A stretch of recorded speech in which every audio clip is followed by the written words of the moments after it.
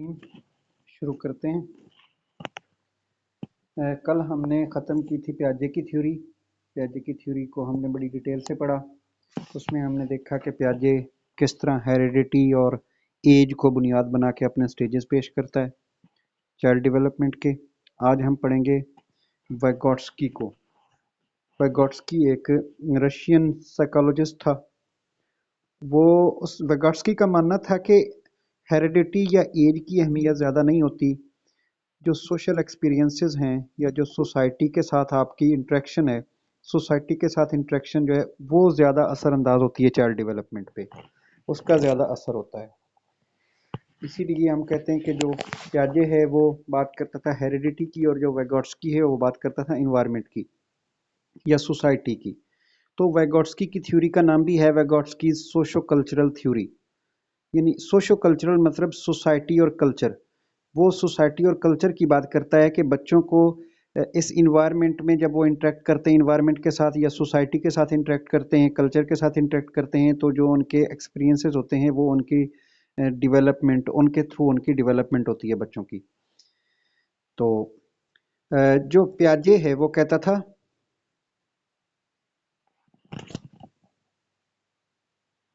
प्याजे कहता था कि पहले डेवलपमेंट होती है फिर लर्निंग होती है। यानी उसके ख्याल में हेरिडिटी जो है वो तो इनबॉर्न होती है ना, पहले से ही होगी डेवलपमेंट तो हेरिडिटी के थ्रू, तो लर्निंग बाद में हुई। लर्निंग लर्निंग एक ऐसी चीज़ है जो हम सोसाइटी से हासिल करते हैं, जो अपने एक्सपीरियंसेस से लर्निंग होती है। जो बिहेवियर चेंज होता है एक्सपीरियंस की वजह से, तो लर्निंग को हम सोसाइटी के मानी में ले लेते हैं, तो यानी सोशल इंटरेक्शन के मानी में लेते हैं। तो प्याजे कहता था कि पहले डेवलपमेंट होती है फिर लर्निंग होती है, जबकि वेगोट्स्की कहता है कि पहले लर्निंग होती है फिर डेवलपमेंट होती है, यानी बच्चे लर्न करके डेवलप होते हैं, वेगोट्स्की का मानना है। वेगोट्स्की कहता है कि कॉग्निटिव डेवलपमेंट जो है उसके तीन कॉजेज हैं, तीन कॉजेज की वजह से कॉग्निटिव डेवलपमेंट होती है: कल्चर, सोसाइटी और लैंग्वेज। बच्चे अपने कल्चर से सीखते हैं, बच्चे सोसाइटी से सीखते हैं। जो लैंग्वेज है, लैंग्वेज की वजह से बच्चे लर्न करते हैं।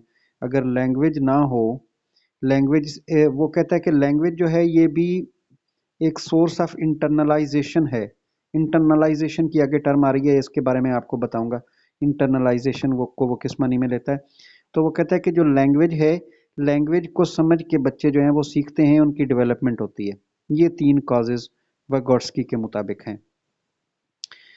अगर हम देखें प्याजे के कॉजेज, तो वो इससे डिफरेंट थे। वो कहता था एज है, एक्टिविटी है, सोशल एक्सपीरियंस को थोड़ा सा वो थोड़ी सी अहमियत देता था, जबकि वाइगोट्स्की के मुताबिक कल्चर और सोसाइटी जो है ये बेसिक चीज़ें हैं जो चाइल्ड डेवलपमेंट पर असरअंदाज होती हैं।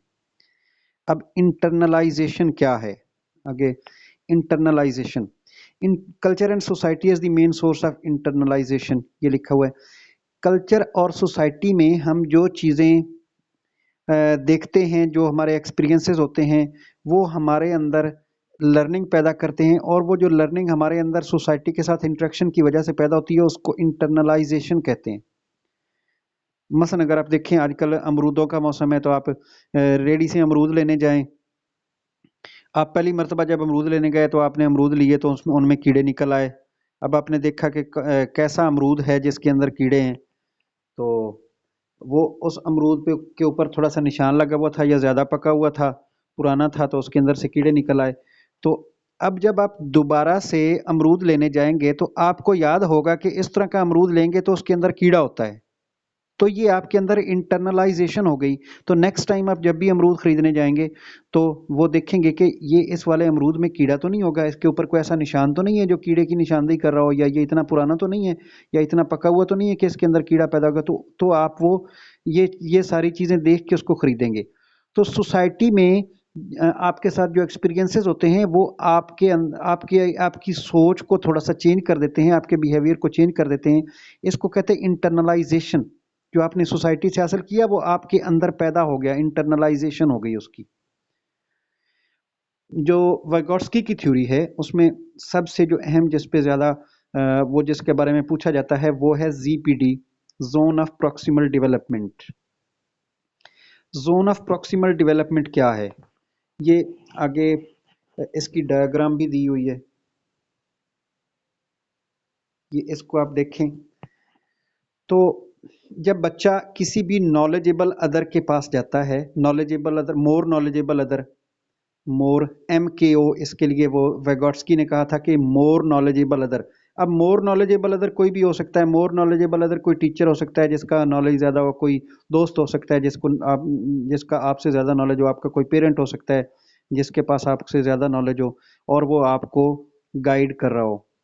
तो वो क्या करेगा, जो मोर नॉलेजेबल अदर है, वो पहले तो बच्चे को देखेगा कि बच्चा कौन सी वाली स्टेज पे है, वो उस स्टेज वाले टास्क बच्चे को देगा जो कि बच्चा आसानी से हल कर लेगा। बच्चा करंट कंडीशन में, करंट अंडरस्टैंडिंग जो बच्चे की है उसके मुताबिक अगर उसको टास्क दिए जाएंगे तो वो बड़ी आसानी से कर लेगा। फिर आप उसकी करंट अंडरस्टैंडिंग से थोड़े से ऊपर टास्क देंगे तो वो थोड़ा उसको मुश्किल लगेगा बच्चे को, लेकिन वो भी हल कर लेगा उसकी करंट अंडरस्टैंडिंग से थोड़ा सा आगे। फिर थोड़ा आगे जाएंगे तो बच्चा जो है वो,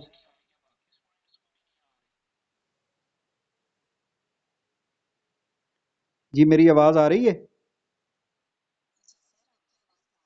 आपकी तरफ कोई प्रॉब्लम होगा?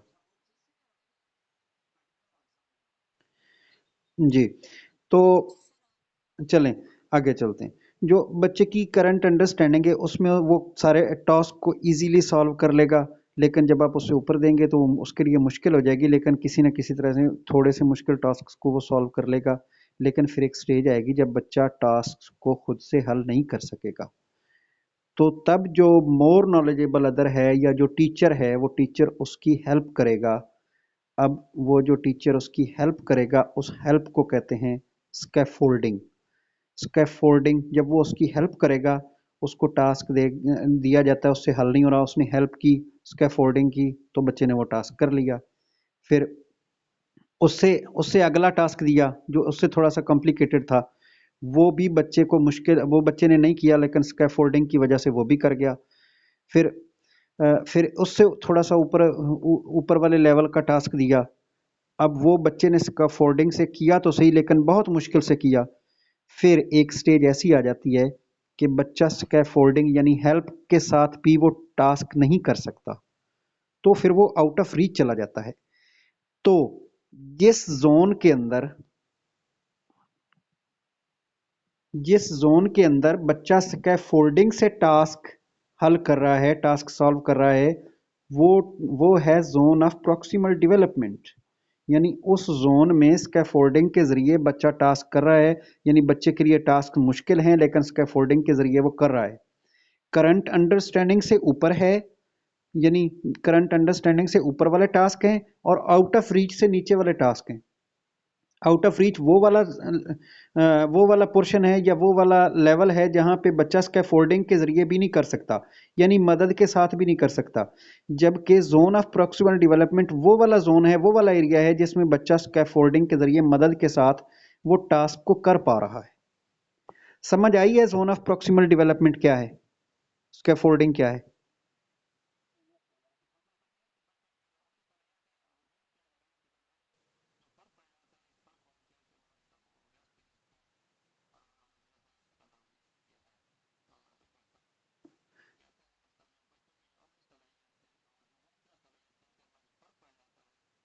जी, आप ऐसे भी कह सकते हैं, इसको ऐसे भी कह सकते हैं, ये भी ठीक है।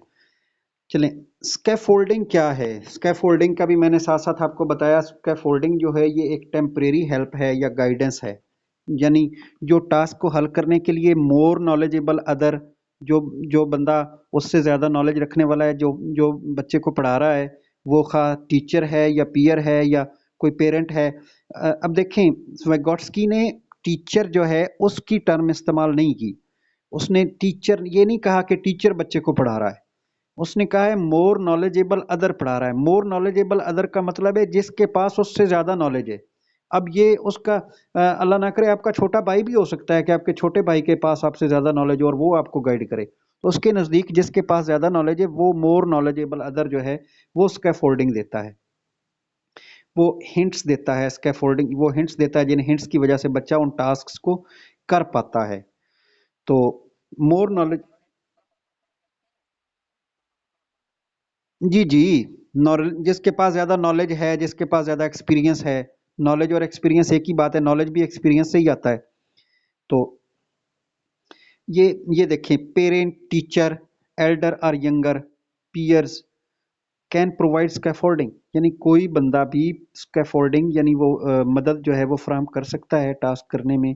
वो टीचर भी हो सकता है, पेरेंट्स भी हो सकते हैं, कोई बड़ा या छोटा भाई हो सकता है, कोई दोस्त हो सकता है, जिनके पास ज़्यादा नॉलेज हो उस बच्चे से, जो उनसे सीनियर हो, वो उसकी उसको स्कैफोल्डिंग प्रोवाइड कर सकता है। वालेकुम अस्सलाम जी। जी, ये टेम्परेरी हेल्प होती है। जब बच्चे को आप स्कैफोल्डिंग प्रोवाइड करता है कोई मोर नॉलेजेबल अदर, स्कैफोल्डिंग प्रोवाइड करता है, तो बच्चा उसके बाद खुद से कर सकता है। उसको एक बार हिंट दे देता है वो बच्चा, फिर उसको उस चीज़ को सीख जाता है और फिर उसको दोबारा वो चीज़ सिखाने की ज़रूरत नहीं पड़ती। इसलिए ये टेम्परेरी हेल्प है, इस हेल्प के बाद बच्चा खुद से कर पाता है। जी। अच्छा, scaffolding change according to the level of student. हाँ, अब स्कैफोल्डिंग का भी लेवल चेंज होता जाता है, जैसे जैसे टास्क कॉम्प्लिकेटेड होते जाते हैं, वैसे वैसे वैसे स्कैफोल्डिंग का लेवल भी तब्दील होता जाता है। यानी पहले तो जस्ट एक छोटा सा हिंट दिया और बच्चे ने एक टास्क कर लिया, फिर उससे कॉम्प्लिकेटेड टास्क है वो आपको बच्चे को थोड़ा ज़्यादा समझाना पड़ा, फिर उससे भी ज़्यादा कॉम्प्लिकेटेड है तो आपको बच्चे को ज़्यादा डिटेल में समझाना पड़ा, ज़्यादा टाइम देना पड़ा, फिर उससे भी ज़्यादा टाइम देना पड़ा, फिर वो कंडीशन आ गई कि बच्चा जो है उसको जितनी मर्जी स्कैफोल्डिंग दे लें उसके बस का रोग नहीं रह जाता, आउट ऑफ रीच हो जाता है। यानी ये जैसे जैसे लेवल जो है बच्चे का लेवल बढ़ता जाता है, स्कैफोल्डिंग का लेवल भी चेंज होता जाता है, टास्क का लेवल बढ़ता जाता है तो उसको स्कैफोल्डिंग का लेवल भी तब्दील होता जाता है। अब एजुकेशन में इसको कैसे अप्लाई करेंगे वैगॉट्स्की की थ्योरी को, एजुकेशनल इम्प्लीकेशंस। सोशल कंस्ट्रक्टिविज्म हमने कहा था, जो वैगॉट्स्की है ये सोशल कंस्ट्रक्टिविस्ट है। जो सारे कंस्ट्रक्टिविस्ट हैं वो इन चीज़ों को अहमियत देते हैं, जैसे रात में हमारी प्याजे के बारे में बात हो रही थी, वो भी इन चीज़ों को ये वाले मेथड कहता है कि ये होने चाहिए, डिस्कवरी मेथड होना चाहिए, प्रोजेक्ट मेथड होना चाहिए, प्रॉब्लम सॉल्विंग मेथड होना चाहिए, एक्टिविटी मेथड होना चाहिए। और जो वेगोट्स्की है वो तो बात ही करता है ग्रुप में जो काम करना है, ग्रुप को अहमियत देता है कि ग्रुप में काम काम होना चाहिए। तो ये प्रॉब्लम सॉल्विंग और डिस्कवरी और प्रोजेक्ट ये ग्रुप ग्रुप वर्क हैं। तो उसके अलावा ये कहता है कि टीचर को एज ए फैसिलिटेटर होना चाहिए, टीचर को वो डंडे वाला अथॉरिटेटिव टीचर नहीं होना चाहिए, बल्कि उसको फैसिलिटेटर होना चाहिए, वो टास्क करने में बच्चों को फैसिलिटेट करे, बच्चे खुद से टास्क करें, ग्रुप वाइज करें, और टीचर जो है वो उनको फैसिलिटेट करे। अब इसमें वो कहता है कि पहले तो बच्चे का zone of proximal development check assess करना होता है। तो कि बच्चे का जो जोन ऑफ प्रॉक्सिमल डेवलपमेंट है वो स्कैफोल्डिंग से पहले क्या था, स्कैफोल्डिंग के बाद क्या है, उसके बाद उसको स्कैफोल्डिंग प्रोवाइड की जाती है ताकि वो मजीद इससे भी कॉम्प्लिकेटेड टास्क जो है वो हल कर सके। इस तरह से इसको एजुकेशन में अप्लाई किया जाता है।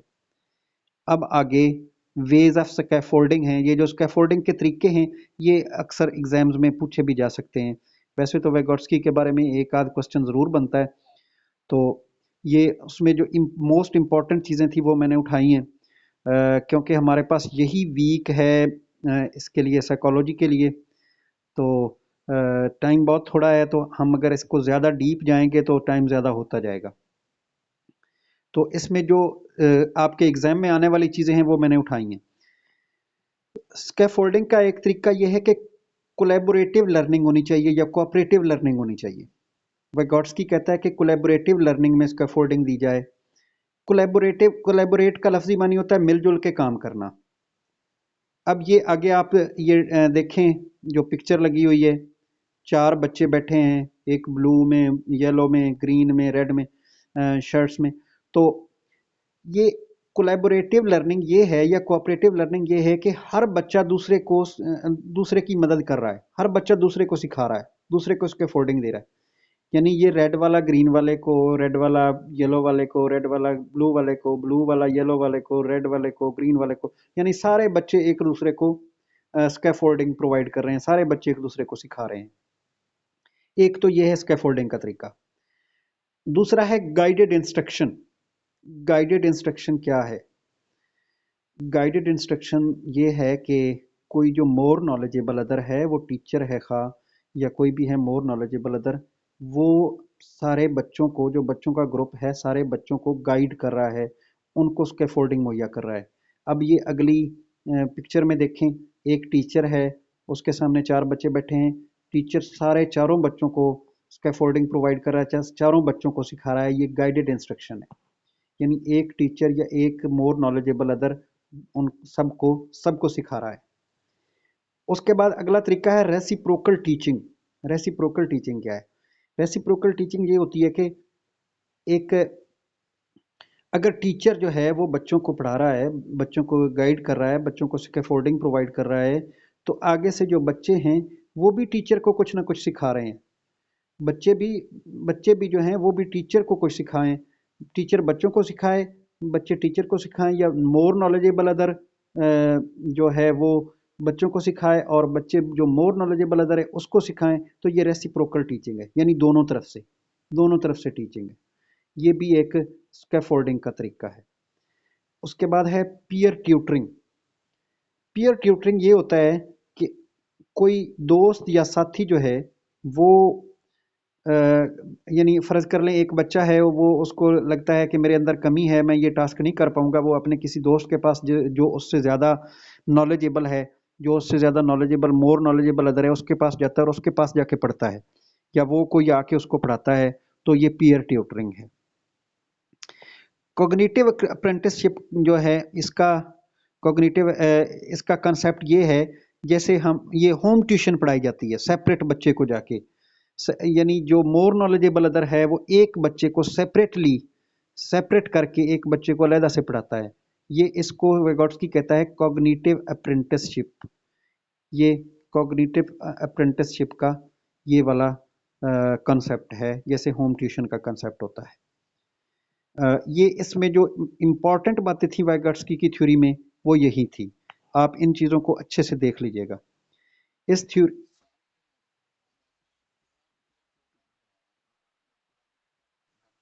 जी, कोलैबोरेटिव लर्निंग में कोलैबोरेटिव लर्निंग में ये और इसमें ये फ़र्क है, पीयर ट्यूटरिंग में मोर नॉलेजेबल अदर जो है वो पढ़ा रहा है, सिर्फ वो पढ़ा रहा है, आगे से कोई नहीं पढ़ा रहा, जबकि कोलैबोरेटिव लर्निंग में हर बंदा दूसरे बंदे को पढ़ा रहा है।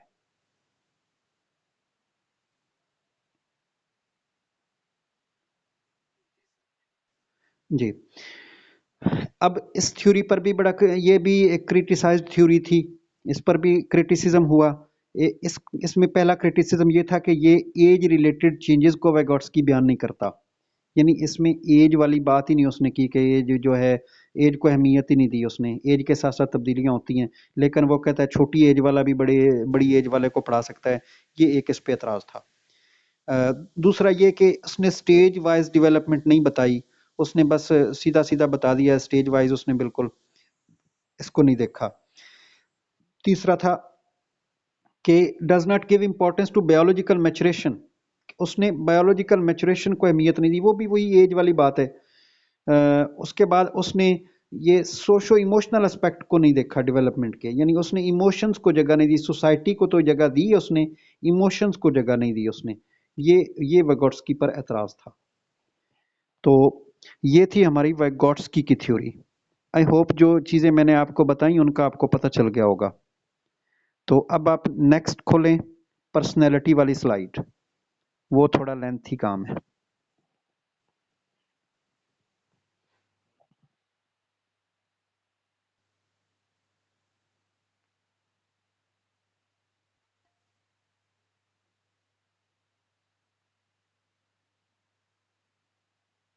जी, आपने पर्सनैलिटी वाली स्लाइड,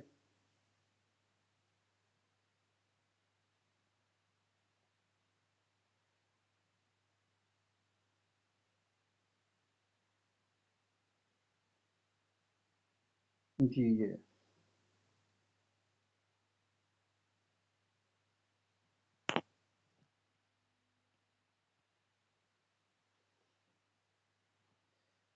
जी, पर्सनैलिटी क्या है? पर्सनैलिटी के बारे में रिसर्च जो है ये बहुत पुरानी है।